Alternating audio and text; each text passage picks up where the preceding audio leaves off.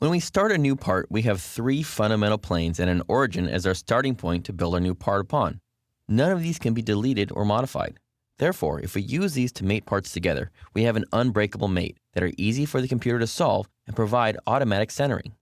As long as we design origin-centric parts, this type of mate is perfect.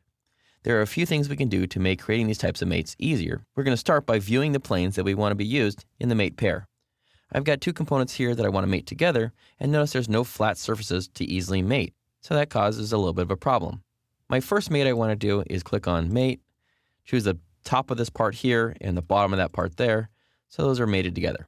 Click OK, and go ahead and turn that off. Next, what I want to do is I want to center this part here in the center of this part.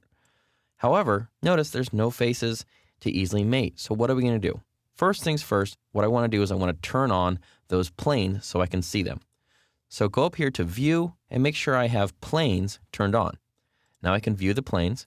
Now I can go to my first part here, expand out the tree, come down to the planes available, and I can mouse over them and show the different planes that are available. I don't want to turn all these planes on, but I do want to turn on the ones that are going to be useful for producing this mate.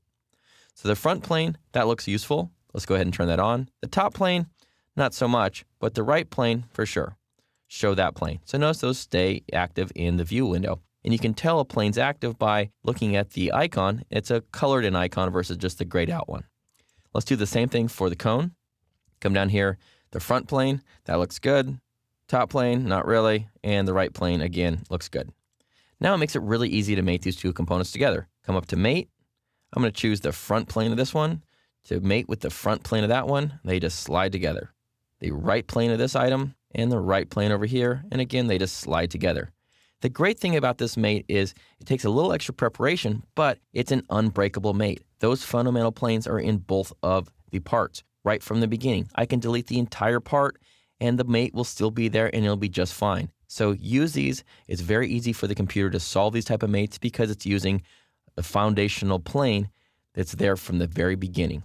By far, plane mates are the strongest types of mates, and by using them, you can build almost unbreakable assemblies. In small assemblies, this might not seem like a big problem. However, as your assembly grows, it really can help out. Having failing mates can cause a cascade of effect that can really make for a bad day.